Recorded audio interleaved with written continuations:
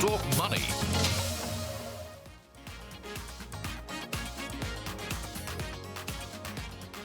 Hello and welcome to another brand new edition of Let's Talk Money. I'm your host, Surabhi Upadhyay. This week, we are diving into the fast-growing universe of passive mutual funds.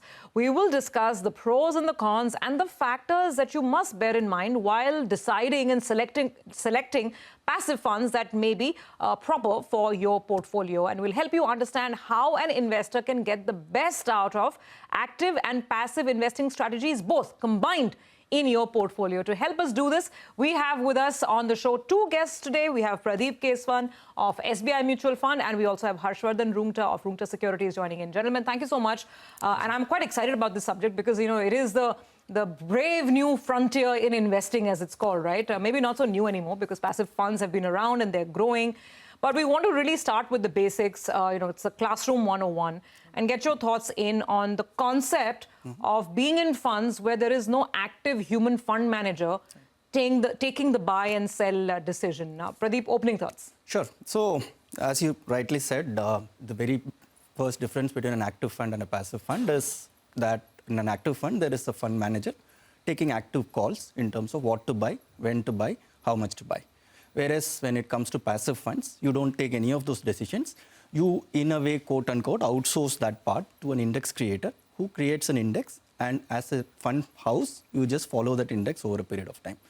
From an investor's perspective, what this means is a passive fund more or less will give you a return which is absolutely mimicking the index that it is tracking. Whereas the fundamental idea of an active fund is to outperform that index over a period of time. That's at the base of it. Okay. Harsh, your opening thoughts. Like I said, I mean, we've done enough shows on this, right? Because passive funds really came on the horizon at least some 6-7 years ago, and they're only growing now. What do you make of things as they stand? So, well, Surabhi, we must understand the Indian demographics also for that matter. Now, if you look at the developed markets, you'll see the passive funds have been in existence for a very long time, and the largest assets are being managed by the passive funds. Now, in Indian markets, we had this information dissemination kind of the issue that was there. You still had pockets and you still had opportunities where you could have access to that information before somebody else did, and you could possibly gain some, generate some alpha because of it. So the Indian context, there was still a case to have active fund management, and that is how the markets were developing. Off lately, we'll see that, the information dissemination process has become very efficient. And it's very difficult for you to get a privileged information which the market does not get in before, So it's very difficult to do that. Now you will see this shift where investors will start again, focusing on the passive funds. Purely because, we've started getting the data points to see whether how many active funds have been able to beat passive. So as those numbers keep reducing over a period of time, I mean, we'll see investors shift focus towards the passive side.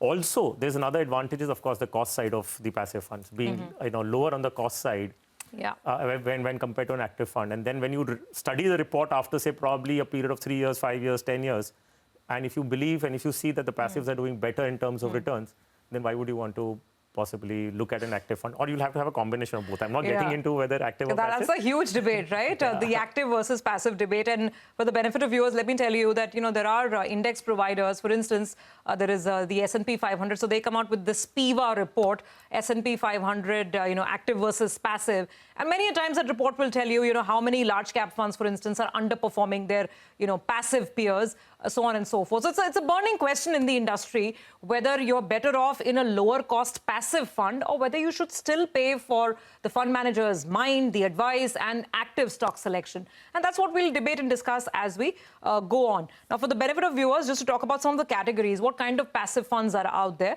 And you'll get to know more as we go forward. These could be index funds. We could be talking about exchange-traded funds, fund of funds, basically a mutual fund that has a basket of funds under it. That could also be a type of passive product. And then there is something called smart beta, which requires a little bit of application of mind. Okay, so I think we know by now that it's not one versus the other. It's a question of having the right mix and the right blend to help us meet our investment objectives. So Harshan, that's where it gets complicated, right? Now, how do I decide whether if I want to do mid-cap investing, should it be through a passive fund or an active fund or a large cap? Should it always be a passive fund?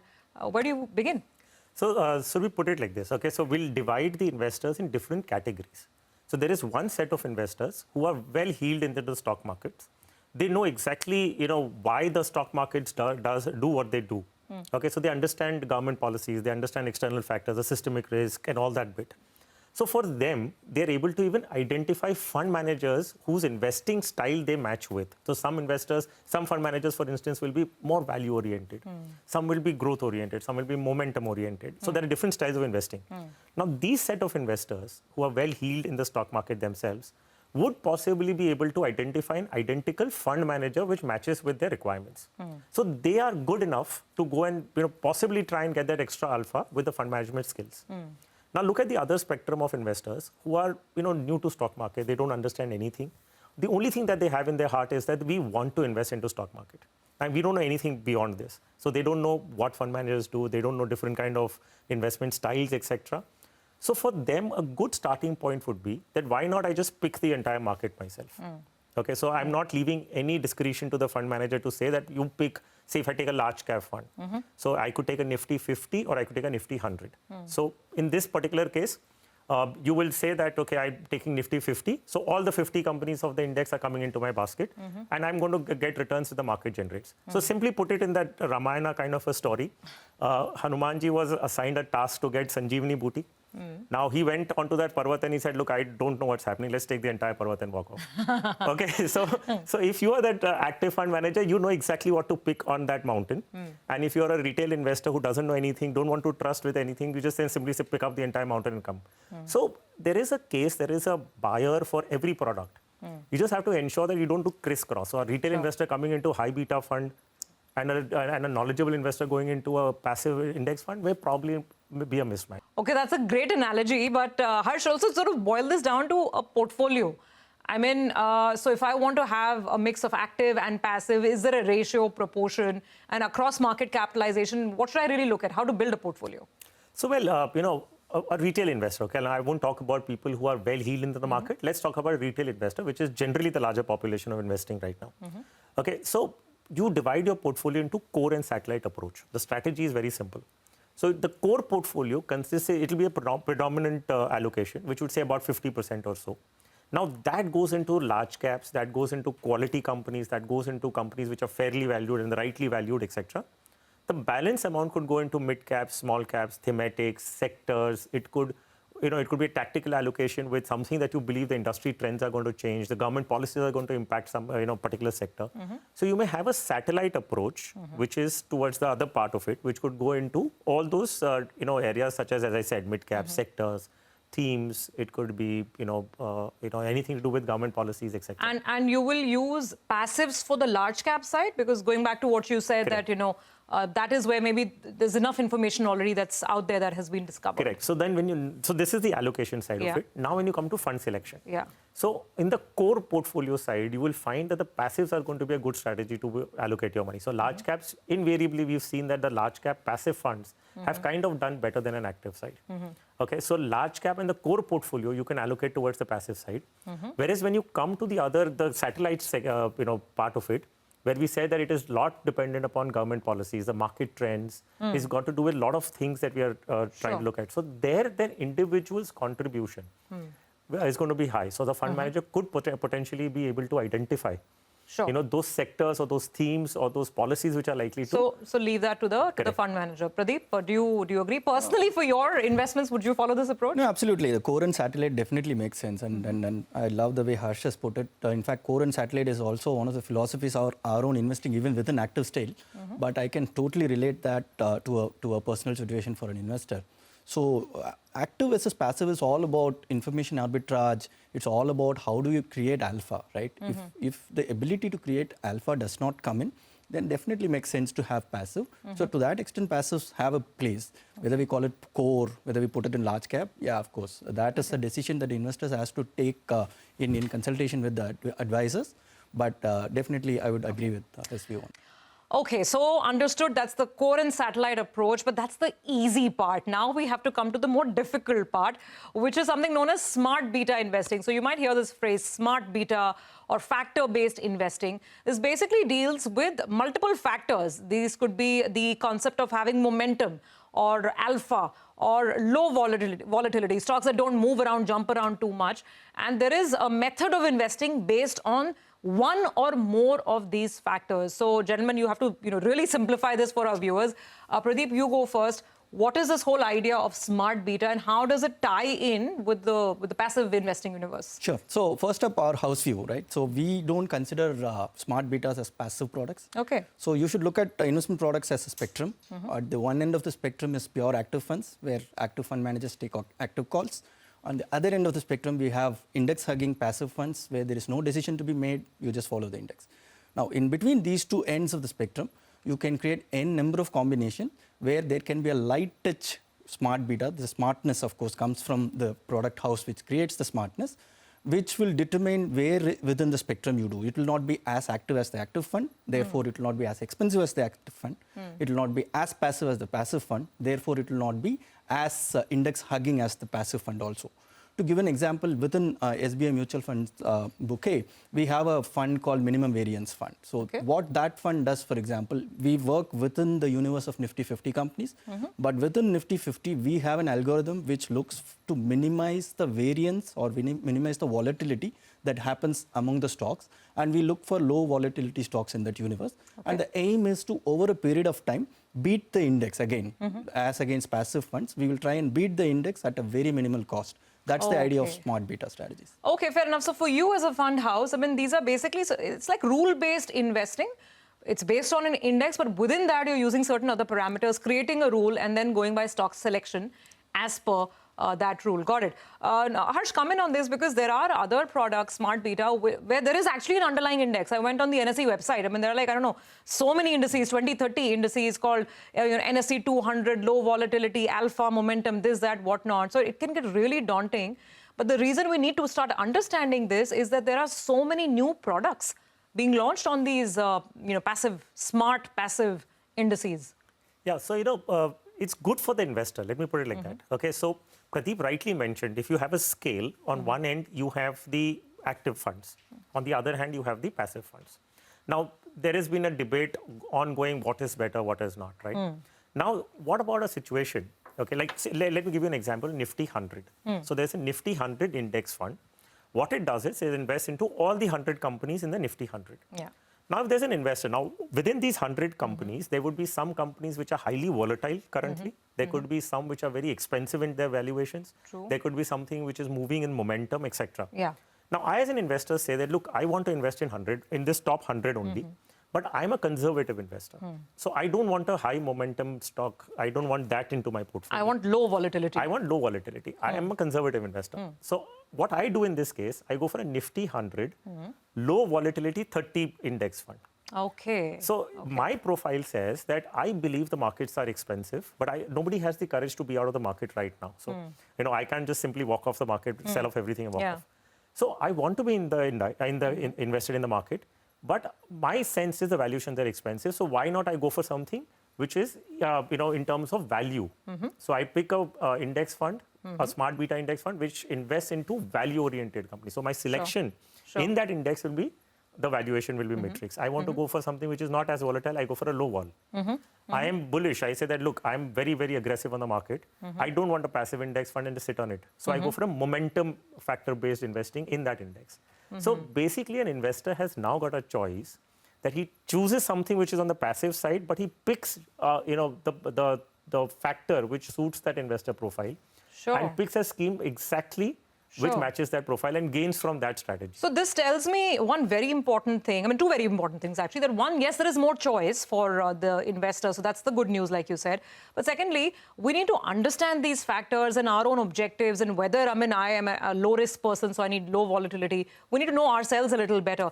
So, Pradeep, what is the advice you would give to investors who might want to experiment with some of these newer, fancier products in the market? What are the do's and don'ts here? Yeah, definitely. There are definite do's and don'ts here. First is when somebody looks at passive for the first time, try and look at a bigger index, which is well tracked, which has got depth in the market, right? It's easier to get into narrower indices, but with time you will find it difficult to kind of match the index in terms of performance. So that is the first thing that a beginner sort of an investor looking at passive should do. Second thing is they should also understand and try not to get into single factors or try not to understand factor timing, so to speak. Factor timing is like market timing. When which factor will do is very difficult to understand, and there is an army of people who are sitting and trying to understand that and still failing. So a better thing to do, it's almost like you think of it from a diversified mutual fund versus a not so diversified thematic fund, right? There is a space for both. But as an investor, you should know where to put what, right? What portion of your portfolio should be diversified and what portion of your portfolio should be into thematics. A similar concept applies when it comes to passives also, when it comes to factor investing also. So first place to start will be to look at multi-factor models where multiplicity of factors come into play at the same time. Therefore, there is some amount for the quantitative model to play around and juggle around with the factors that might work in a particular market condition, rather than putting all your eggs on a single factor and hoping that works for a long time. All right, so I think those are some basic rules that one can keep in mind while you're looking at some of these absolutely newer products. And some of them, by the way, are giving fantastic returns because, let's say, right now the market is in momentum. So some of the funds that are based on the underlying factor of momentum, they typically will give you a good return. But the things you should keep in mind when you evaluate your choices. We need to take a break on that note. We'll come back on the other side. Now, investing in different themes is a very big sort of sensation in the market right now. How should you do this? Active or passive? The debate continues on the other side.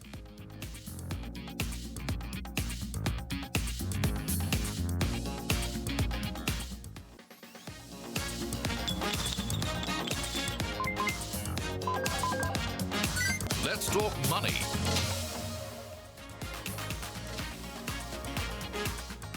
Welcome back. You're with us on Let's Talk Money. And this week we are on the active and passive debate. Remember, if you pay attention, I didn't use active versus passive because it's no longer about one over the other. It's about the right blend in our portfolios. So our guests are with us. Now, the next question that we've been getting is how to invest in themes. And themes are very, very big. You gentlemen know, right? So infrastructure, PSU, defense, and typically investor psyches, when we see these stock prices surging, one gets a bit of FOMO. Right. And one wonders whether you should invest in the long term in these themes. So, Pradeep, first of all, what do you say to the feeling of FOMO? And then if one should invest, then what's the right route? See, FOMO is something that is from the behavioral side of investing.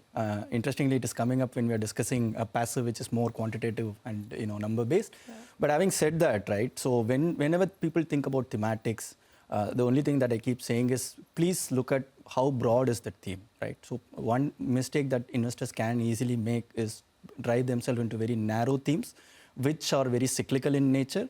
And when the cycle turns, market returns can be bad for a long period of time. So that is something that some people have to be aware of when you look at thematic investing, whether active or passive. So that is something that people should be aware of at all times. Okay. And so now if we're getting products, and we are, right? We are getting products. There could be a defense passive fund, which is basically hugging the underlying index, or an infrastructure fund.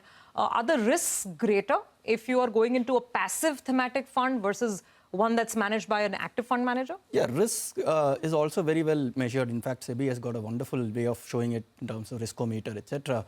You will notice that typically thematic funds are considered higher risk in terms of their risk profile compared to diversified funds, and there's no escaping that, right? The reason why somebody would want to play a theme is if that theme is their high conviction sort of a theme which will outperform a broader diversified fund or market over a period of time. So that's the whole idea of getting into a theme. And having said that, it should also be part of like going back to Harsh's point on core versus satellite. You should think about how much % of my portfolio can be in these kind of thematics, and that percentage cannot be very high. That much is clear. Fair, fair. So actually, on that, Harsh, let me come over to you. You said core and satellite. So in satellite, some thematic funds perhaps that still merit a place. Which are the themes? What kind of funds would you allocate money to right now? So, I'll just talk about certain smart beta funds that an investor could possibly consider. It need not necessarily mean that they're thematic in nature. So I'll name a few. So one is a Nifty 50 equal weight index fund. I'll go a little more into the numbers of this so that also we'll get to understand what is the reason behind that. Then you have a Nifty mid-cap 150 momentum 50 index fund. So what it does is, it takes the universe of the mid-cap 150 stocks and picks up the momentum 50 companies that you can possibly invest into. The Nifty 500 value 50 index fund. So this is for a conservative investor that I was referring to, that they want to invest into the market, but want something which is fairly valued. So they look at the valuation basis And the stock selection of the 50 companies will be based on the valuation matrix. Then you have a Nifty Small Cap 250 Momentum Quality Index Fund, so which has 100. I'll repeat it because I see the expression. It's a mouthful, yeah. The expression Nifty 100? No, Nifty Small Cap 250. Small Cap 250. Momentum. Within that momentum. Quality. 100 index fund.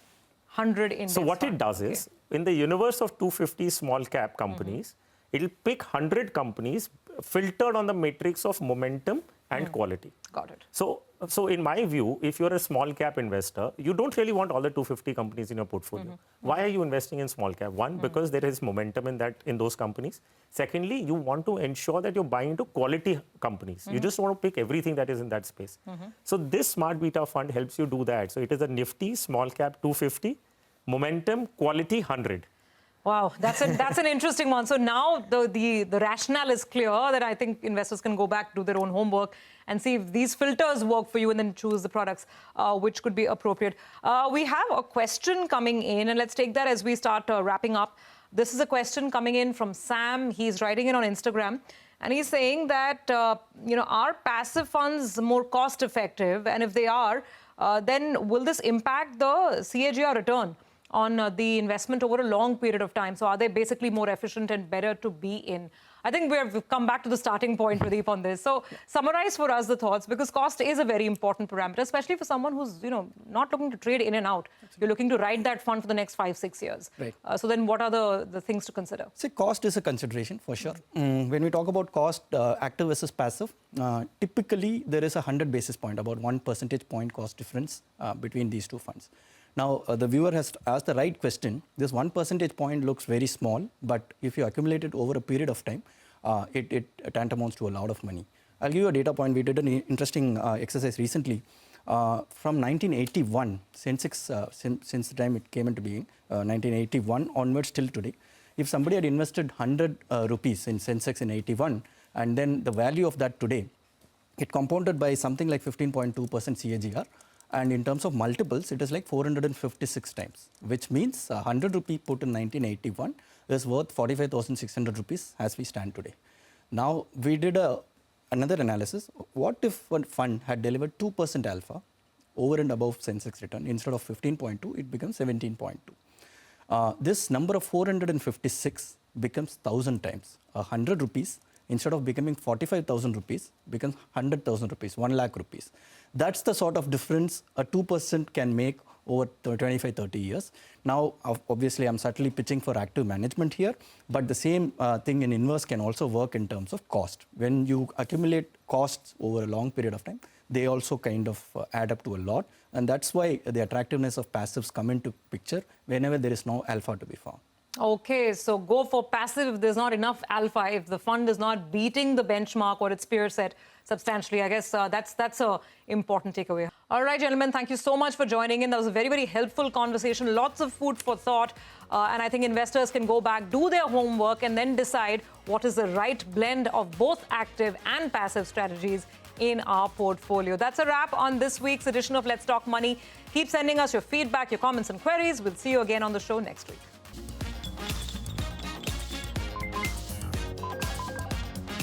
Let's Talk Money